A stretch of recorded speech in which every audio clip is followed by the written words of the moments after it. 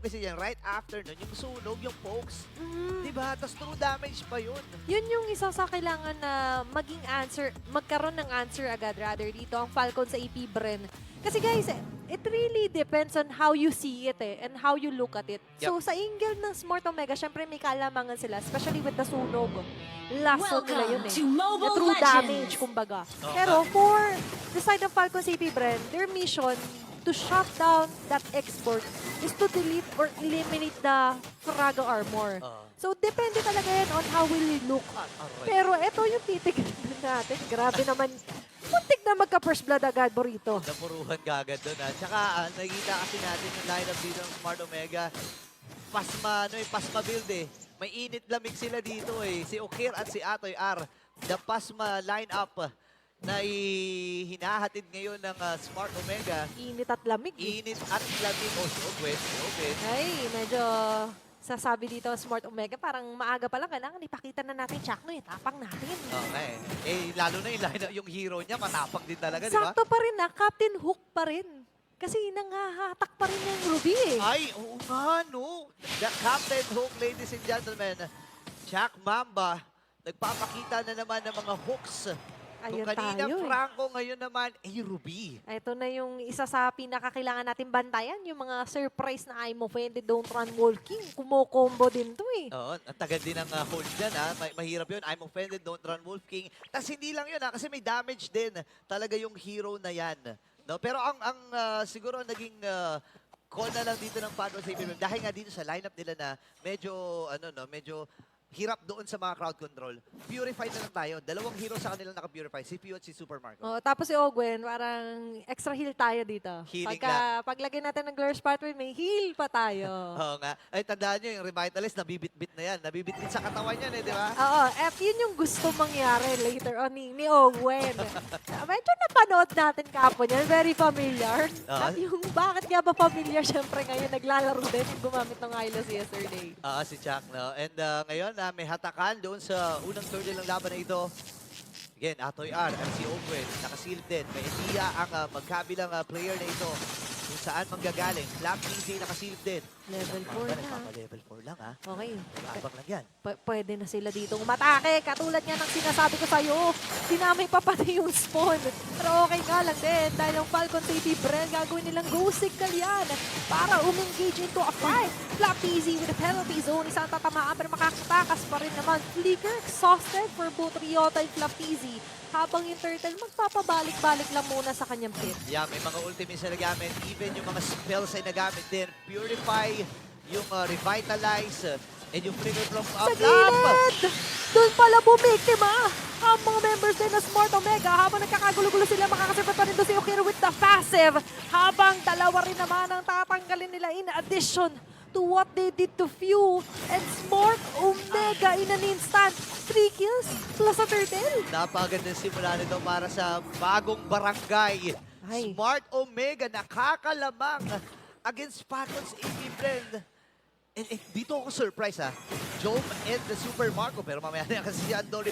Pa-action talaga si Andorio. Sabi ng Andorio, wait lang. Wait lang, nasa akin. Puritz. Huwag mo na magsalita. Aatake na naman ako. Mamaya mo na explain. Mamaya na kayo mag-explain. Kasi kita mo non-stop action for Smart Omega. Pero going back. Going back dun sa gusto kong sabihin. Again, early game ang galawan ng isang Roger habang late game naman para kay Super Marco. So, ang goal lang dito ng Falcons AP Brand, i-prolong yung mga game, i-prolong yung team fight hanggang sa dumating yung punto ng mga 3-core item na si Super Marco at makalabal na katulong nila. Di ba? Oo. And for Smart Omega naman, yun yung kabaliktaran. The opposite naman. They want the early game at napapanindigan naman nila. That's a great start. A huge head start nga for me. Yep. Kasi ba 3 kills sila ni instant. Tapos, nakikita natin ngayon na yung aggressiveness na meron si Chakno na i-equate nila onto something great which is a kill na bibigay pa dito kay Andorio, kay Okir. Habang dito nilatag na nga lang din ang Glorious Pathway. Okir is the target. At ngayon, magsasaksi doon sila Fuse sa pag-takedown sa kanya. Habang Flapizzy going for the follow-up. Bumalik na nga lang din doon si Kyle Easy. Grabe naman yung Ugi Shadow kill na yun. Sumusunod. Pero humahagod na nga lang din ng mga espada dito ni Antorio. There's going to be the fracture. Babalik dito kay Flapizzy. Magtatag din si Chakto. At si Ryota, nasusunod na nga lang din dito. With the last insanity. Flapizzy is down. Chakto magiging sakripisyo. Pero hindi pa yata sila tapos dito, Burrito. Hindi pa tapos. Apoy R ay narito rin. Again, nakita natin. Ang dami mga crucial moments doon. Yung galaw ni Chakdo, aka Captain Hook. Napakaganda na nagiging performance niya. Pero bakit si AP Bren? Hindi tayo sanay na nakikita na sa ganitong sitwasyon ang mga bees. Ibang klase ngayon yung sabihin natin bagong barangay talaga. Iba talaga. Pinapanindigan nila. The newer version for Smart Omega. At Ay, ngayon may ano isa na naman? naman ma-attack. Akala natin si Kyle parang papasok tapos retrieve. Kaso nakaabang lang din si Chakno. Alam niya eh. Alam niya dun sa may shadow na yun ay may Oo. pupunta talagang ninja. Walang iba kundi si Kyle TZ. Parang ano eh, sabi niya, lapit ka, o sige. Kinapi na naman, hinok na laman dito ni Chakno. Pero kung papansinin natin, again, ang maganda dito, hindi pa nati-take down itong si Jome. Wala man siyang contribution sa ngayon, medyo ngiti-ngiti lang ang contribution niya. Pero, Mas grabe. ang importante dito, even Super Mario, ang Oo. importante, walang namamatay sa kanilang dalawa. Oo, mapapangiti ka talaga kapag yung mga secret weapon yun, hindi pa masyado nare-reveal. Oo. Diba? Pero ngayon, si Chaco, ang ginagawa kasi nila dito, kahit may nightmare spawn pa lang yan, ini-eliminate na nila na mabilisan din. Oo nga. Diba? Para kahit pa paano marating nila yung positioning nila. Very crucial to sa may mga mid-push natin sa LNR. Pero pagdating sa bot side, eto sabi mo, ngumingiti pala Ayan sila. na yung ngiti. Ngingiti ka pa ba kapag ka may 4 na miyembro na Smart Omega ang nag-aabang? Yung ngiti, parang mapapalighan. Pero si Pew Winners! Nandun sa pinakagilid, nilatag na nga lang din ng carpet. Susunod nga ba ang members of Falcon sa AP Bren? Mukhang hindi na muna sa ngayon. Okay, kalma muna. Atoy Ars to the rescue na rin. Flap TC sumilip din. At Dorio, available na actually yung Heptasis niya. Same way that Hunter Strike, if not mistaken. Pero ang Smart Omega, nagsasama-sama. Grabe naman to. Ari, 1v1. Ang sakit naman ng normalan. Sabi ni John, papalag naman eh. Papalag Sige. naman eh. Bossing, sige. Kaso, mata niya parang, wait lang, may Ogwen ka pala dyan. Parang lugi yata ako Parang nakakaramdam ako Parang plano mo talaga yun Oo, may something na naman. Again, Falcon sa AP Bren and Smart Omega. Ngayon ay lamang ng 2,000 ang bagong barangay. Pero ngayon, final turtle ng laban na ito. Mamamayaan si Job sa itaas. Medyo tahimik ang mga pangyayari. Pero dito, hindi na nga yata magiging tahimik ang buhay din ni Chakno. Sabi na try na nga lang din. Mataan dito ni Flapizzy. Hahatakin. Nandyan yung Ayma Pwede with the Dome. Mob King nga ba si Super Marco? Go doon sa pinakalikod. With a Blazing Duo at Chakno. Ay matotor down niya. Habang si Kaltizi naman ngayon ay makakahawak na ng turtle. But on the other hand, kita mo naman for Smart Omega, nang push muna tayo ng lane kung hindi tayo nakakuha ng objective doon na turtle. Ay, hindi ka pa matunaw doon. Andorio ay tumatakbo. 2 members from Falcon sa AP Bren humahabol sa kanila. Pero nakalimutan nila si Jome, si Big J. Doon sa may bandang itaas. At kailangan nilang rumisponde. Kundi mababasag yung Tori na yan. Grabe si Jome, no? Just owning every lane na mapuntahan niya. Ngayon, mapapansin natin for Smart Omega, hindi ba sobrang lumolobo yung network lead na meron sila? Pero nandun yung ramdam mo na parang may advantage sila sa game number 2 natin sa ngayon. Okay. Tsaka, ang dami mo kasi i-expect no? Dito sa lineup ng Smart Omega. Dito na siya agad. Iba-iba yung galaw eh. Kung for example, si Ukir, may mga counter engagement sila na pwedeng antayin. Chakno with yung mga captain hooks niya, di ba? And yun yung mga punto sa fantasy game na kailangan nilang maging aware, di ba? And lalo na, itong si Owen, parang hindi na siya sinasakto eh. Kanina, ayos lang kasi masyado makulat, masakit. Pero with the damage na meron ngayon ng Smart Omega, kahit siya yung humarap, pwede siya i-take down eh. Okay lang, wala nang kailangan i-please dito ng Smart Omega, kumbaga. Pero si Super Marco, medyo maaga yung Blazing Duet niya doon, pero medyo maiipit na nga lang din doon si Okir. Na ngayon Buhay hindi pa! pa rin naman mapaproke yung kanyang passive, pero si Ogwen ang babalikan doon na Smart Omega. And that will be it. Papasok man dito si Kaltizi, si Joe, medyo napalalim. Nakuha lahat ng damage ang Falcon AP, Bren. Buhay pa rin. 2-for-1 na naging palitan doon. What a crucial Ugi Shadow kill from Kyle TZ. Na-survive pa ni Flap yung tikan ng pagkakamatay doon. But still, mahahawakan muli nila yung yung bottom lane. Mapoprotektahan. Ibang klase talaga gumalaw itong dalawang team na to. Grabe no, yung akala mo biglang lamang na isa, pero gumawa ng trade din. And as so far, for Smart Omega, isa pa lang naman yung nababasag din nilang Torre dito. And that's onto the top lane ng Falcons AP, Bren. Eto na naman, tayo sa isa na namang Lord para sa game number 2. First Lord, pero mukhang maagang tatao mga members dito. Inaabangan niya doon. Alam niya na nag-clear itong si Super Marco. Dito ba dadaan? Sabi niya. Okay, nakikiramdam lang ang Smart Omega dito. Hinahanap din siya, oh. Hinahanap siya nila Kyle. Naghahanapan. Pero pababa kay Jome, medyo dangerous situation yan para kay Jome if ever. Kasi may ultimate dito si Kyle TZ. Pero eto muna, babalik muli tayo sa isa sa goal nila eventually. O to taking down the Lord dito, Burrito. Okay, ako natatakot kay Andorio dito. Okay, nagdesisyon na siya na umalis. Kuha mo na ng purple buff. Lumalakas ang sintig ng mga aking puso dito, Burrito, ah. Okay, Super Marco. Tamang clear lang muna siya at manage ng wave dun sa gitna. Si Flap TZ.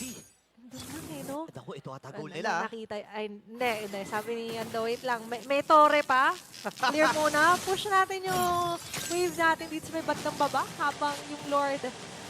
Sure na papaikot-ikutin muna nila to. Ito, nagsimula 10 minutes. Nagsimula yung Timer. Lord dance natin. Okay. Again, lahat na nga ginawa ni Moonton eh. Pinasakit na yung damage yan. Hindi na pinapalabas yung Lord. Pero may dance pa rin talaga nagaganap. Okay, paano safety bread? 5 on 5. Pwede ata sila dito ah. Paparating na rin si Super Marco sa pinakagilid. Kaso, naramdaman niya. Nice latag of BMI na nga lang din doon, Burrito. Nakita ko yung parang inaantay mo rin eh. Inaantay mo rin eh. Buti na lang, hindi tumiredyo talaga din si Super Marco. Again, bulletproof Marco ang ating pinag-uusapan. Jack Mamba, Hamfield na rin. Available na yung kanyang immortality. 12 minutes, Burrito. 12 minutes. Gagawin ba na? Pag binitawan yan at na-reason yan, magiging 2 minutes yan. Oo, pwede na. Ayan na. Ay, hindi. Hindi. Ayaw ni Ryota. Ayaw gawing level 2. Ayaw gawing luminous Lord. Okay. Sabi nila, Marco, habang wala pa, do your thing. Do your thing dyan sa may bandang top. Pero natatawa-tawa na nga lang din doon. Eto, medyo... Ayaw pa rin i-reset. Ayaw bigyan ng space yung Lord. Ayan na. Pero si Super Marco, nakita nila dun sa may top lane ha. Pwedeng kung signal ito para sa Smart Omega. 4v5 to. Wait lang. Ang ganda ng positioning dito ni Andorio if ever, ah. Di nagtantan si Marco doon sa top lane, pero hindi pa nagre-react sa ngayon ng Smart Omega. Ay, sakit. Flap TZ medyo nasaktan na nga lang din doon. Pumasok agad dito si Kyle TZ with Ugi Shadow Kill. Nakaabang ang mga members ng Smart Omega. This might be a go. Alam nila mga ultimate ngayon ng Hayabusa. Pero medyo nagdadalawang isip. Nararamdaman nila there's something missing. There's someone missing. May nawawala talaga si Blue Bulletproof Marco ay nandun. Pero mag-go at ang Smart Omega. 4v5 daw kasi ang laban. Kupis ang agad ata nila yung Lord na to ha. Ay, ito na. Ang pinaka-ultimate Lord fight na makukuha pa rin ni KTZ habang sama-sama pa rin naman sa Jang susugod. Sakto pa yung tagapagligtas sila dito na si Super Marco with a blazing duet. Just getting those damages. Going for the shutdown. Napan si Jom gumagapang dito, kumakalmot. Pero mukhang mapapatras na nga lang din siya.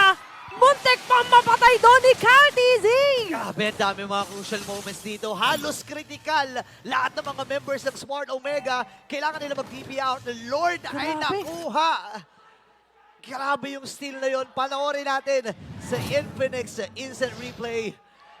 Saktong-sakto eh. Inabangan lang talaga. Right after ng penalty zone, nauga saglit dito ang Smart Omega. Then pumasok itong si Kyle TZ with a retribution. Sanay na sanay sa ganitong klaseng sitwasyon ng Falcon sa EP, Bren eh. Alam mo, hindi na mairarank yan ng first. Hindi yan mararank ng first. Kung wala-wala lang. Acknowledged eh. In-acknowledge. Diba? At ngayon, nakikita natin na talagang tinatry nila yung best na ma-maximize itong Lord na ito. And imagine, nakaangat na rin lahat ngayon ng wave ko. Kanina halos walang basag na torre. Sa Smart Omega, ngayon may nag-aabang na Andoryo. Makikita ng mga Shuriken! Ay, nakita nung Nakita! Shuriken. Natapakan. Nakita. Buti na lang may shadow pang natitira para makatakas si Kyle. Eh, yun yung mga game sense eh. Game sense yun. Grabe, ganun nila kakilala rin yung isa't isa. Parang na-review ko to nung pinanood natin sa game nila laban sa ganito yung mga Oo, tagwa ni Andoryo eh. Naaral ko to eh. Tsaka ako kasi gumagamit din ako niyan eh. And kung Oo. ako yung nasa sitwasyon niya, baka dito rin ako magtago. Abang din eh, di ba? Grabe yung heightened senses ngayon ng mga players natin.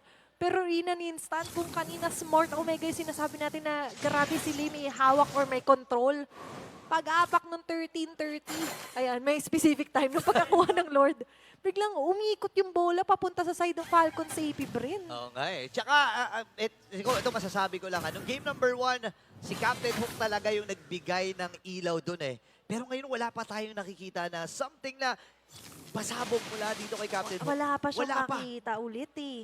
Kasi kung mapapansin natin, laging may bodyguard or merong nakaantabay din dito na tan si Ogwen kay Chakno eh. Si Master Ogwen, and he knows each and every nook and cranny na pwede pagtaguan talaga ng isang Ruby, pero nilatag nga natin dito ang Lord's Pathway. Aabante sila! Andoryo is down! Habang ang Falcons AP pa rin naabante, and doon ang magandang penalty zone na magagaling kay Flap Daisy. Okay na will fall with a double kill to Super Marco! At si Ay! Jom, tinipilit ni Try yung best niya para ma-relieve yung pressure sa mid lane, pero siya yung i-relieve dito. Sila kahit easy. Naku, pwede ata tapusin ito. Nag-aantay na ng mga minions. Look at that high-level play from Jom. 15 seconds Woo! para sa kay Andoryo at Jack Mamba. Aabot nga ba sila? Si Atoy R na lang natitira. Meron din naman siyang immortality. Pwede niya gamitin yung Lost Insanity para lang ipangharang. Pero sabi ni Pagka Baby, hindi. Timing. Unahin ka na namin! Ikaw na lang pala natitira. O sige, etong sayo. At nandito na nga lang din mga Marsha, mga members sa Falcons AP Bren. Naabot sila Andoryo at Shakno para dumepensa. At magtatagumpay naman sila na mag-prevent na matapos agad to ng Falcons AP Bren. Wow! What was that? Si Jong, hinat niya yung mga lanes versus 4 members. Actually, 5 nga yun from Falcon sa hindi siya natakot. Kaso, dito nga lang medyo matatakot ang Smart Omega Burrito. Kasi, nakakuha na naman ng Lord. Okay. Tapos, nawala pa si Andoryo for Ang- ilang seconds. Ang problema, pabuhay na rin yung Lord Board. Ayan na nga, nabuhay na yung Lord. Ayan na. At kasama nila ito. Ito ay medyo makunat-kunat at masakit-sakit. 24 seconds para kay Andoryo. Pero with the kits na meron ang Smart Omega, ako naniniwala ako na may posibilidad pa na maklear nito. May posibilidad pa na mabawi. Pwede pa. Pero ang tanong, papayagan ba ng Falcons AP Bren? Walang flicker si Flap TZ. Walang mga surprise penalty zone. Sasalubong ni Atoy R. Nililiko. Nililiko lang niya, pero Okay. hindi Glorious Pathway. Pero nililigaw na nga lang din sila dito ng Falcon sa AP Bren. At habang tinatry nila yung best nila Andoryo. madepensahan, ito ang pinakabase nila. And nandiyan si Super Marco giving damage with the Blazing Duets. At mukhang ito na nga yung gusto nila maging call. Ang tapusin ng game number 1 na makukuha ng Falcons sa AP Bren. Game 2 win. Grabe!